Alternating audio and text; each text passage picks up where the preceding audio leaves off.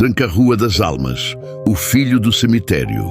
A madrugada caía silenciosa sobre o Morro da Boa Vista, um dos pontos mais esquecidos do subúrbio carioca nos anos 40. Era um lugar onde o sol nascia tímido e a esperança dormia cedo. Ali, em meio aos barracos de madeira e ao cheiro de vela derretida que vinha do cemitério vizinho, nasceu Ângelo Reis. Filho de uma mulher muda que fazia pequenos serviços de limpeza no cemitério e de um homem desconhecido, Ângelo cresceu ouvindo histórias que ninguém contava. Sua mãe, Dona Judite, não falava, mas sabia se comunicar com os mortos. Ela era vista como maldita por muitos, santa por outros, mas Ângelo apenas via nela a única pessoa que o amava de verdade. Desde pequeno, ele ajudava nos sepultamentos, limpava túmulos, organizava velórios e, com apenas 10 anos, já carregava caixões nos ombros pequenos e calejados. O cemitério era sua escola, seu templo, seu lar. Aprendeu a respeitar os mortos, a conversar com as almas, a reconhecer os gritos que vinham do além. Muitos diziam que ele tinha o olho cruzado, enxergava o que os vivos fingiam não ver. Mas a vida não poupava bondade para o menino do cemitério. Com 13 anos, viu sua mãe ser assassinada por 3 policiais, que a acusaram de bruxaria. Eles invadiram a casa simples onde viviam e, sem piedade, a arrastaram para dentro do cemitério e a enterraram viva. Ângelo tentou impedir, foi espancado e deixado ao lado da cova recém-fechada, com os olhos inchados de sangue e o coração moído de dor. Naquela noite, pela primeira vez, Ângelo sentiu algo diferente. Um vento gelado, uma presença sombria e uma voz feminina que lhe sussurrou no ouvido.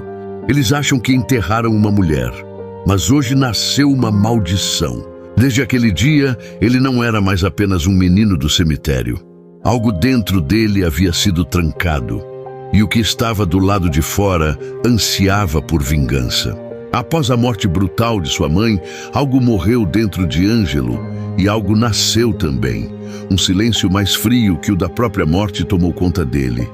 A criança que falava com os mortos passou a se calar entre os vivos. Ninguém mais o reconhecia. Era como se o menino tivesse sido substituído por um vulto, por um espírito encarnado, por um corpo que caminhava sem alma. Aos 14 anos, ele sumiu do morro. Desceu para o centro do Rio e mergulhou no mundo dos esquecidos. Dormia em caixas de papelão na Lapa, comia restos de mercado e vendia flores em porta de cemitério enquanto vasculhava informações sobre os 3 policiais que mataram sua mãe. Cada noite, uma reza diferente. Cada dia, uma maldição soprada ao vento.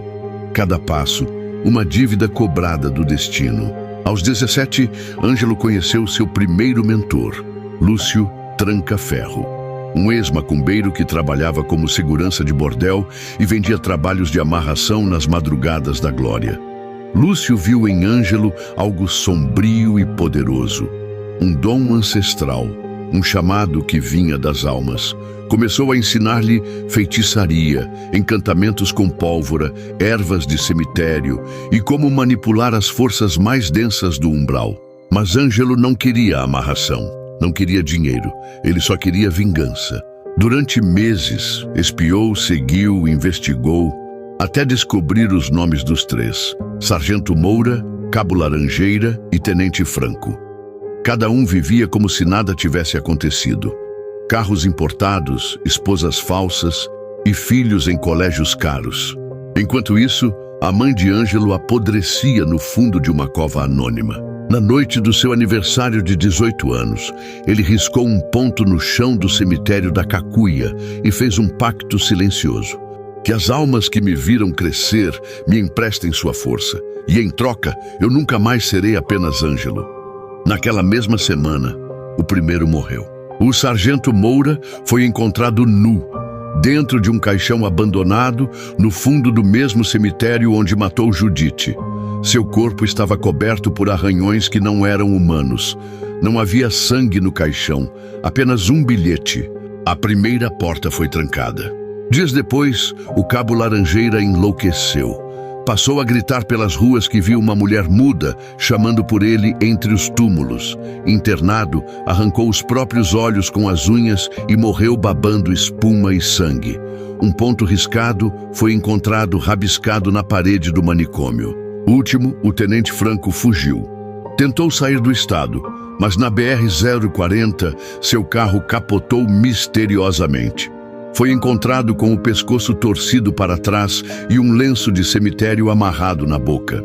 Depois disso, a cidade começou a ouvir falar de um homem que usava terno preto e sapatos sujos de terra de cova. Diziam que ele aparecia em encruzilhadas, em vielas, em funerais. Diziam que ele ria sozinho nas madrugadas e que ninguém conseguia encarar seus olhos. Seu nome era sussurrado com medo e respeito. Tranca-Rua. Mas o que ninguém sabia é que Ângelo ainda tinha contas a acertar, e o preço da vingança, às vezes, é a própria alma. A cidade respirava medo, nas bocas de fumo, nos terreiros, nos presídios, nos corredores dos necrotérios. O nome Ângelo Reis era murmurado como uma lenda viva. Alguém que andava entre dois mundos, que conversava com os mortos e não temia os vivos. Mas Ângelo já não era exatamente um homem. A cada feitiço, a cada acerto de contas, ele sentia partes de si escorrendo para o lado de lá. As almas lhe atendiam, sim, mas cobravam. No início, era só o cansaço, depois, os sonhos. Mais tarde, vieram os desmaios, as visões, as vozes chamando-o pelo nome de batismo, em túmulos onde jamais esteve. E então veio o aviso. Numa noite de chuva pesada, ele sonhou que estava diante da sepultura de sua mãe. Mas desta vez, ela não estava calada. Ela falava com a voz das almas. Você não nasceu para vingar. Você nasceu para guardar. E se continuar, as correntes que trancam as portas do umbral irão se quebrar dentro de você. Ângelo acordou suando frio, com a garganta seca e os olhos ardendo de sangue, mas não ouviu o aviso. No dia seguinte, fez o seu último trabalho em vida.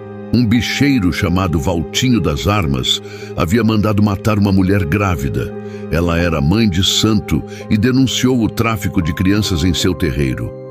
Ângelo aceitou o trabalho, não pelo dinheiro, mas para que a justiça da esquerda fosse feita.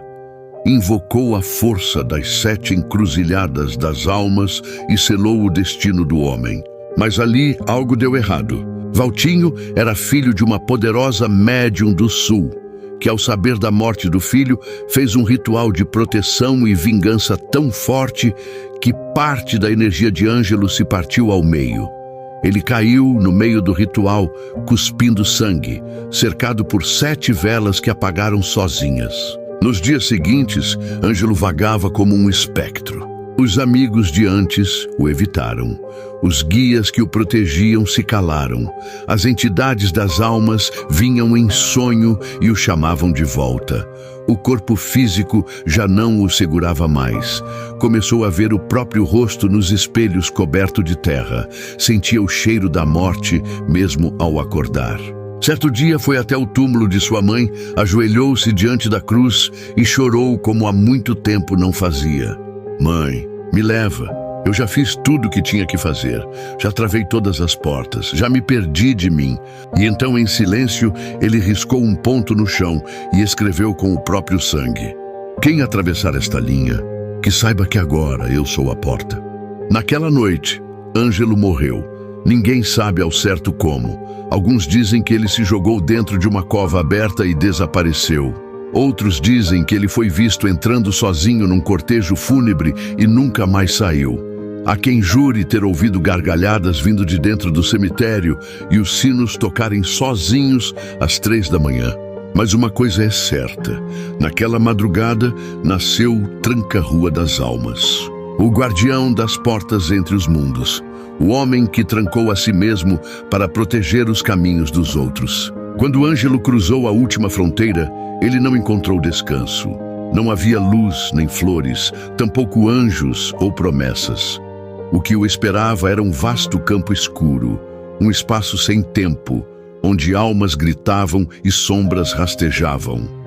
Ali era o umbral, o vale dos esquecidos, onde iam aqueles que não tinham fé, nem nome, nem paz. Mas Ângelo não estava perdido, ele estava preparado. Seu corpo espiritual não era de luz nem de trevas, era de ferro, cravado de dor e memórias. O ponto riscado que ele deixara no mundo físico se abriu como uma chave universal, uma passagem, e foi por essa passagem que os senhores das almas vieram até ele. Foram 3. Exu Caveira, que lhe entregou uma capa feita do próprio luto das mães que perderam seus filhos. Exu Calunga, que lhe deu um tridente de ferro negro forjado com as correntes dos que tentaram fugir do próprio destino. Pombagira das almas, que lhe sussurrou: você não é mais filho do cemitério. Agora você é quem tranca as portas para que os vivos não enlouqueçam e os mortos não se percam. E assim Ângelo Reis deixou de existir.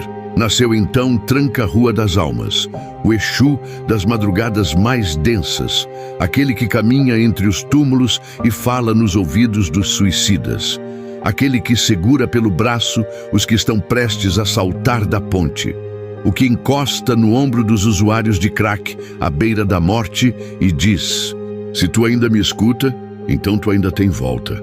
Diferente dos outros Exus que trabalham em encruzilhadas abertas, Tranca-Rua das Almas atua nas encruzilhadas internas, aquelas que ficam dentro do peito, dentro da mente, onde o caminho se bifurca entre viver ou desistir.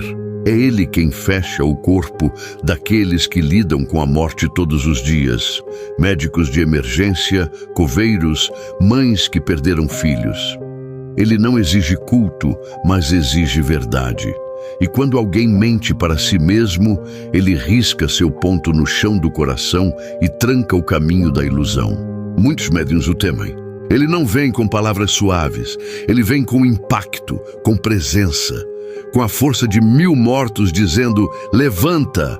Seu riso pode parecer zombeteiro, mas é riso de quem já viu horrores maiores e ainda escolhe proteger. Seu olhar é firme, sua presença pesa. Mas para quem está à beira da morte espiritual, é ele quem segura a mão e diz: se ninguém mais te quer, eu quero. É por isso que ele é chamado nas madrugadas silenciosas, nos terreiros de Umbanda, quando o caso é extremo, quando há suicídio, overdose, obsessão, desespero. Tranca-Rua das Almas não vem por vaidade. Ele vem quando todos os outros já desistiram. E quando ele chega, não há treva que o enfrente. Não há alma que não o ouça. Não há porta que ele não tranque ou destranque. Os séculos no umbral não são contados em anos, mas em gritos, resgates e batalhas espirituais. Tranca-Rua das Almas já havia enfrentado suicidas revoltados, magos negros, obsessores que se disfarçavam de guias, almas que arrastavam outras como correntes vivas. Já havia libertado mães agarradas aos filhos mortos, jovens que vagavam após overdoses e até mesmo criminosos que imploravam por uma segunda chance após séculos nas trevas. Mas naquela noite, uma noite que não era noite e nem tempo, ele ouviu um chamado diferente, uma ruptura nas linhas do umbral, um som surdo e fundo que fazia até os ossos espirituais estremecerem. O chão do plano astral rachava, as almas gritavam e até os Exus mais velhos silenciaram.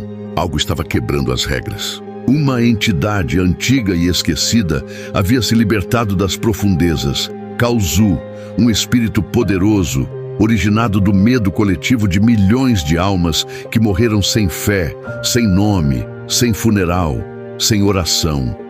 Era um ser que odiava tudo o que dava sentido à existência.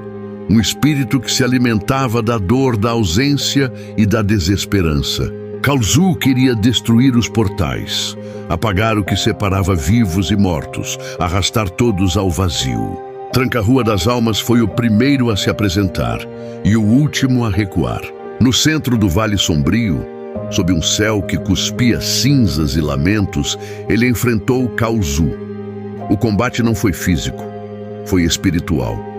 Causu lançava dúvidas como lâminas, gritava verdades distorcidas. Dizia: você morreu por vingança, Ângelo. Não é guardião, é carcereiro. Você se alimenta da dor que diz curar. Abandone essa missão, venha comigo e finalmente tenha paz. Tranca-Rua sentiu a fraqueza. O ponto riscado em seu peito tremia.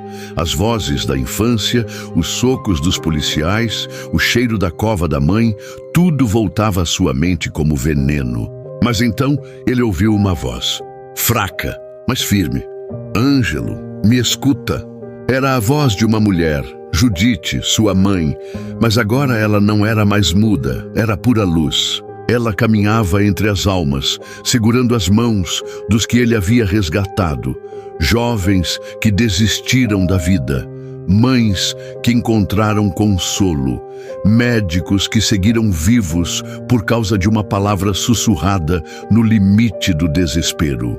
Você se salvou salvando, disse ela. Agora escolha, quer continuar trancando as portas ou abrir uma nova para si mesmo? Tranca-Rua olhou para Causu, sorriu com o canto da boca e disse: eu não sou apenas o que tranca, eu sou o que guarda, e você vai voltar para a escuridão de onde nunca deveria ter saído. Com um último gesto, cravou seu tridente no chão do umbral.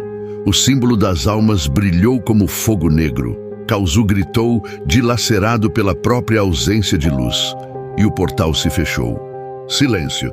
Os Exus se reuniram. Caveira, Calunga, Marabô, todos o saudaram com reverência. Mas Ângelo estava cansado, muito cansado. Então ele subiu, ninguém sabe exatamente como. Alguns médiuns contam que, certa madrugada, ao riscarem o ponto de Tranca-Rua das almas, ouviram uma voz suave que dizia: ele agora guarda de outro lugar. Outros juram que ele ainda responde, mas só em casos extremos, como se fosse necessário tocar o coração de Ângelo Reis e não apenas de Exu para ele vir. E lá no plano superior, onde brilham as luzes daqueles que cumpriram sua missão, mesmo atravessando o inferno, há um trono de pedra e fogo.